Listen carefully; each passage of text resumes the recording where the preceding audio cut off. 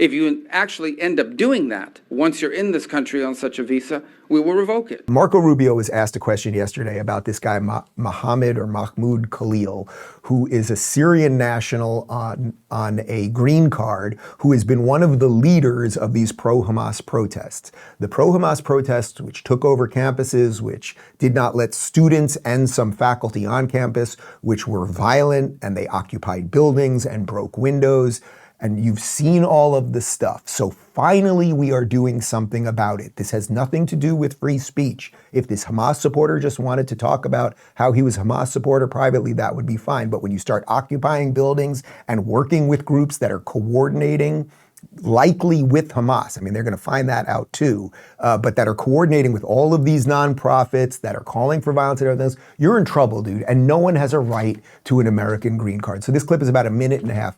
This might be the moment of Marco Rubio's career. It is absolutely perfect. President Trump appealed to a lot of Americans during his campaign on free speech arguments and not suppressing speech, especially from the government.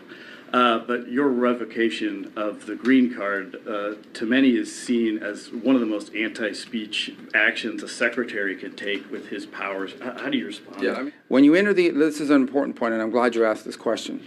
When you come to the United States as a visitor, which is what a visa is, which is how this individual entered this country, as on a visitor's visa, okay, you are here as a visitor. We can deny you that visa.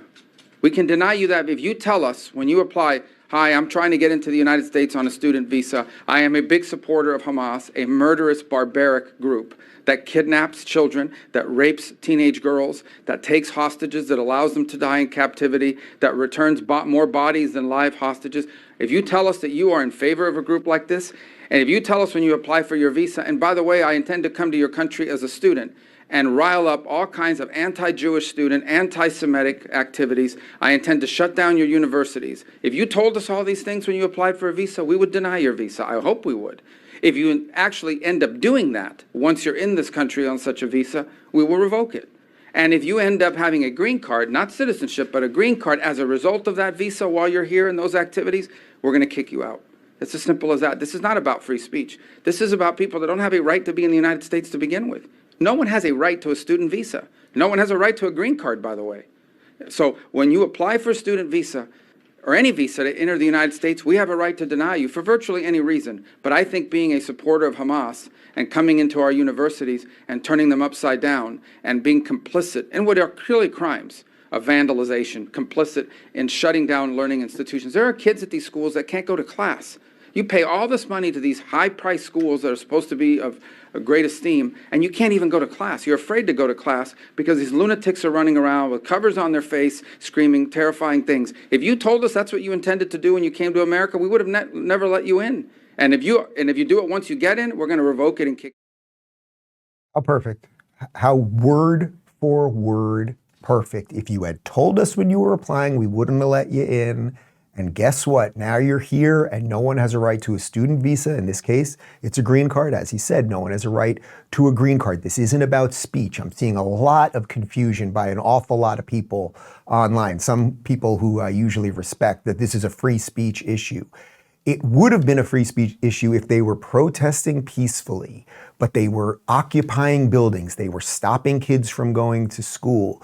Even putting aside the calls for genocide and saying and all the horrible things they said, and the school itself has a conduct policy that they clearly have just shredded. The same school that years ago was worried about trigger warnings and safe spaces and everything else. Then they start screaming genocide and keep Jews off campus and whatever. But that's up to the school to have their own policy. But no one is due or owed a green card in the United States. Hospitals and schools are on high alert. Health officials are sounding the alarm again. Measles cases are surging and talk of mandates is creeping back. But real protection doesn't come from government orders.